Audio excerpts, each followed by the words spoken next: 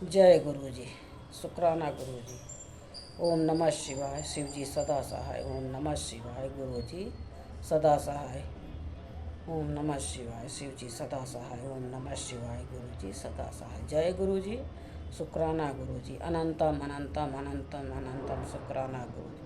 हर हर महादेव। हर हर महादेव। जय गुरु जी। जय गुरु जी। आज मैं शिव पुराण का रुद्र संहिता पार्वती खंड 28वां अध्याय प्रारंभ करने जा रही हूँ। जय गुरु जी।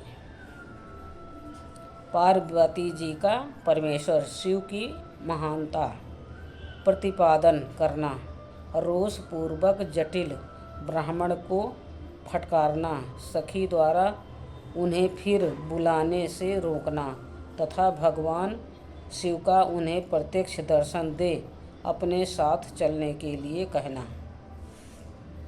पार्वती बोली, बाबा जी, अब तक तो मैंने ये समझा था कि कोई दूसरे ज्ञानी महात्मा आ गए हैं, परंतु अब सब ज्ञात हो गया है। आपकी कलाई खुल गई है। आपसे क्या कहूँ। विशेषतः उस दशा में जब आप अवध ब्राह्मण हैं।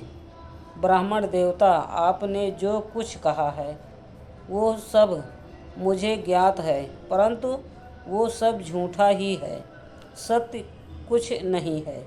आपने कहा था कि मैं शिव को जानता हूँ। यदि आपकी यह बात ठीक होती तो आप ऐसा युक्त एवं बुद्धि के विरुद्ध बात नहीं बोलते। यह ठीक है कि कभी कभी महेश्वर अपनी लीला शक्ति से प्रेरित हो तथा कथित अद्भुत वेश धारण कर लिया करते हैं, परंतु वास्तव में वह साक्षात परब्रह्म परमात्मा हैं। उन्होंने शुभेच्छा से ही शरीर धारण किया है। आप ब्रह्मचारी का स्वरूप धारण कर मुझे ठगने के लिए उद्धत हो यहाँ आए हैं और अनुचित एवं असंगत युक्तियों का सहारा ले छल कपट से युक्त बातें बोल रहे हैं। मैं भगवान शंकर के स्वरूप को भली भांति जानती हूँ, इसलिए यथायोग्य विचार करके उनके तत्व का वर्णन करती हूँ। वास्तव में शिव निर्गुण ब्रह्मा हैं, कारणवश सगुण हो गए हैं। जो निर्गुण हैं, समस्त गुण जिनके स्वरूप भूत है, उनकी जाति कैसे हो सकती है। वह भगवान सदाशिव समस्त विद्याओं के आधार है। फिर उन पूर्ण आत्मा परमात्मा को किसी विद्या से क्या काम। पूर्व काल में कल्प के आरंभ में भगवान शंभु ने श्री विष्णु को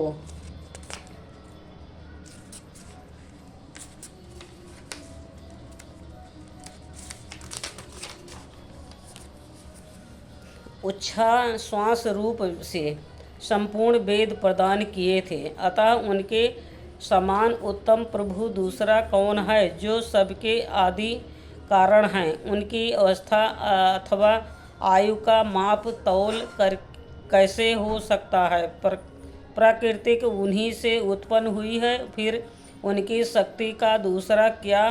प्रेम पूर्वक शक्ति के स्वामी भगवान शंकर का भजन करते हैं। उन्हें भगवान शंभु प्रभु शक्ति, उत्साह शक्ति और मंत्र शक्ति, ये तीनों अक्षय शक्तियाँ प्रदान करते हैं। भगवान शिव के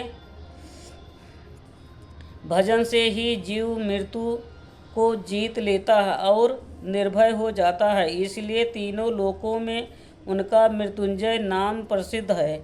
उन्हीं के अनुग्रह से विष्णुत्व को, ब्रह्मत्व को और देवता देवत्व को प्राप्त हुए हैं।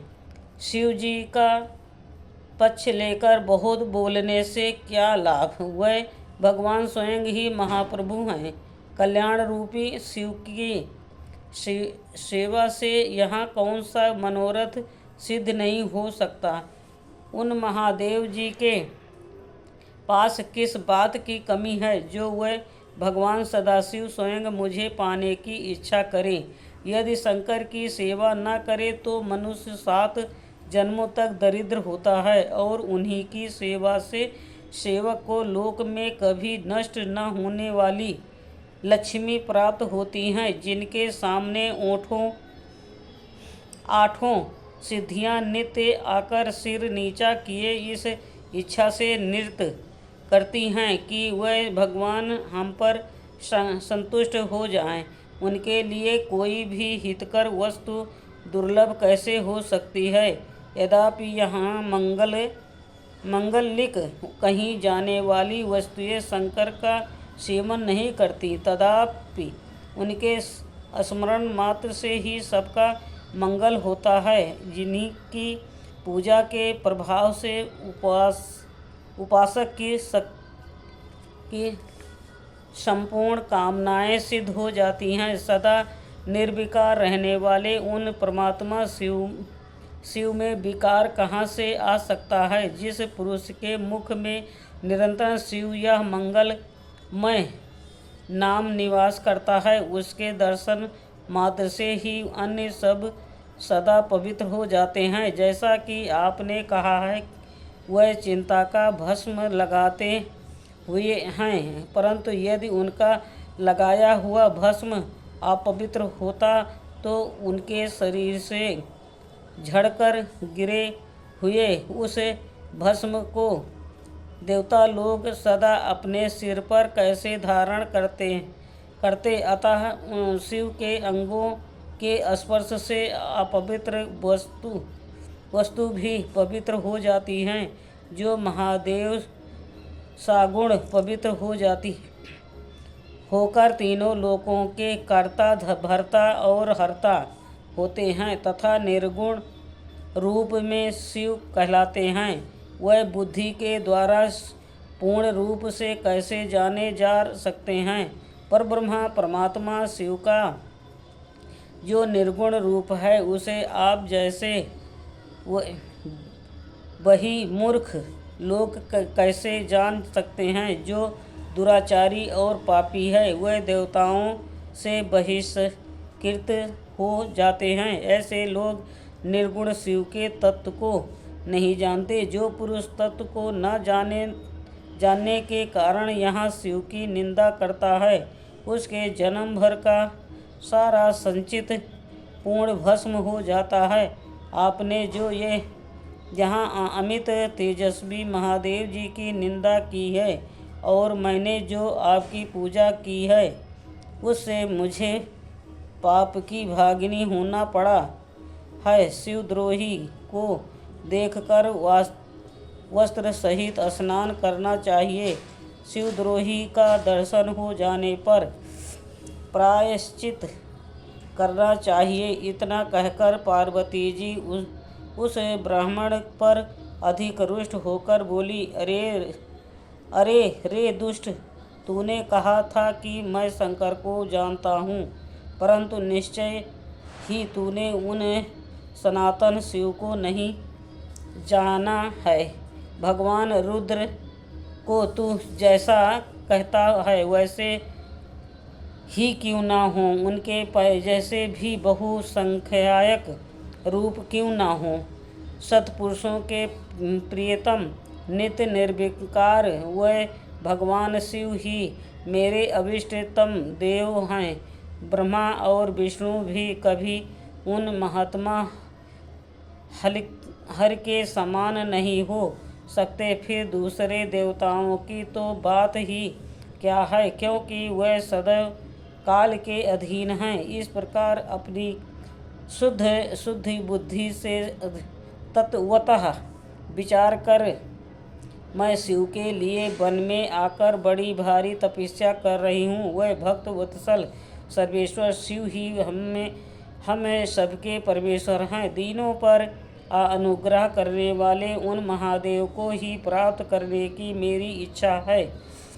ब्रह्मा जी कहते हैं, नारद ऐसा कहकर गिरिराज नंदिनी गिरिजा चुप हो गई और निर्विकार चित्त से भगवान शिव का ध्यान करने लगी। देवी की बात सुनकर वो ब्रह्मचारी ब्राह्मण ज्यों ही कुछ फिर कहने के लिए उद्यत हुआ, त्यों ही शिव में असत्य चित होने के कारण उनकी निंदा सुनने से विमुख हुई। पार्वती अपने सखी विजया से शीघ्र बोली। पार्वती ने कहा, सखी, इस अधम ब्राह्मण को यत्नपूर्वक रोको, यह फिर कुछ कहना चाहता है। यह केवल शिव की निंदा ही करेगा। जो शिव की निंदा करता है वो केवल उसी को पाप नहीं लगता, जो उस निंदा को सुनता है वो भी यहाँ पाप का भागी होता है। भगवान शिव के उपासकों को चाहिए कि वे शिव की निंदा करने वाले का सर्वथा वध करे। यदि वो ब्राह्मण हो तो उसे अवश्य ही त्याग दें और स्वयं उस निंदा के स्थान से शीघ्र दूर चले जाएं। ये दुष्ट ब्राह्मण फिर शिव की निंदा करेगा। ब्राह्मण होने के कारण ये वध तो है नहीं, अतः त्याग देने योग्य है। किसी तरह भी इसका मुंह नहीं देखना चाहिए। इस स्थान को छोड़कर हम लोग आज ही किसी दूसरे स्थान में शीघ्र चले, जिससे फिर इस अज्ञानी के साथ बात करने का अवसर न मिले। ब्रह्मा जी कहते हैं, नारद ऐसा कहकर उमा ने ज्यों ही अन्यंत्र जाने के लिए पैर उठाया, त्यों ही भगवान शिव ने अपने साक्षात स्वरूप से प्रकट हो प्रिया पार्वती का हाथ पकड़ लिया। शिवा जैसे स्वरूप का ध्यान करती थी, वैसा ही सुंदर रूप धारण करके शिव ने उन्हें दर्शन दिया। पार्वती ने लज्जावश अपने मुंह नीचे की ओर कर लिया। तब भगवान शिव उनसे बोले, प्रिय, मुझे छोड़कर कहाँ जाओगी? अब मैं फिर कभी तुम्हारा त्याग नहीं करूँगा। मैं प्रसन्न हूँ, वर मांगो, मुझे तुम्हारे लिए कुछ भी आदेश नहीं है। देवी, आज से मैं तपस्या के मोल खरीदा हुआ तुम्हारा दास हूँ। तुम्हारे सौंदर्य ने भी मुझे मोह लिया है।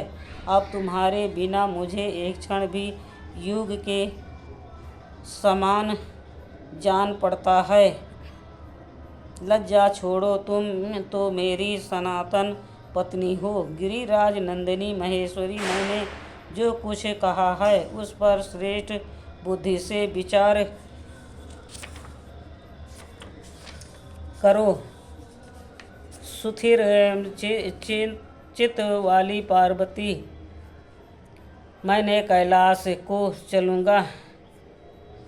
नाना प्रकार से तुम्हारी बारंबार परीक्षा ली है। लोक लीला का अनुसरण करने वाले मुझ स्वजन के अपराध को क्षमा कर दो। शिव ने तीनों लोकों में तुम्हारी जैसी अनुरागिणी मुझे दूसरी कोई नहीं दिखाई देती। मैं सर्वथा तुम्हारे अधीन हूँ। तुम्हारी इच्छा पूर्ण हो प्रिय, तुम मेरे पास आओ। तुम मेरी पत्नी हो और मैं तुम्हारा वर हूँ। तुम्हारे साथ मैं शीघ्र ही अपने निवास स्थान उत्तम पर्वत कैलाश को चलूँगा। ब्रह्मा जी कहते हैं, देव आदिदेव महादेव जी के ऐसा कहने पर पार्वती देवी आनंद मग्न हो उठी। उनका तपस्या जनित पहले का सारा कष्ट मिट गया। मुनि श्रेष्ठ सती साध्वी पार्वती की सारी थकावट दूर हो गई, क्योंकि परिश्रम फल प्राप्त हो जाने पर प्राणी का पहले वाला सारा श्रम नष्ट हो जाता है। आज का शिवपुराण 28वां अध्याय संपूर्ण हुआ। ओम नमः शिवाय। शिव जी सदा सहाय। ओम नमः शिवाय। गुरु जी सदा सहाय। जय गुरु जी। शुक्राना गुरु जी। अनंतम अनंतम अनंतम अनंतम शुक्राना गुरु जी। हर हर महादेव। हर हर महादेव। जय गुरु जी। जो शिवपुराण पढ़ने में भूल चूक हुई हो माफ़ करना गुरु जी, माफ़ करना।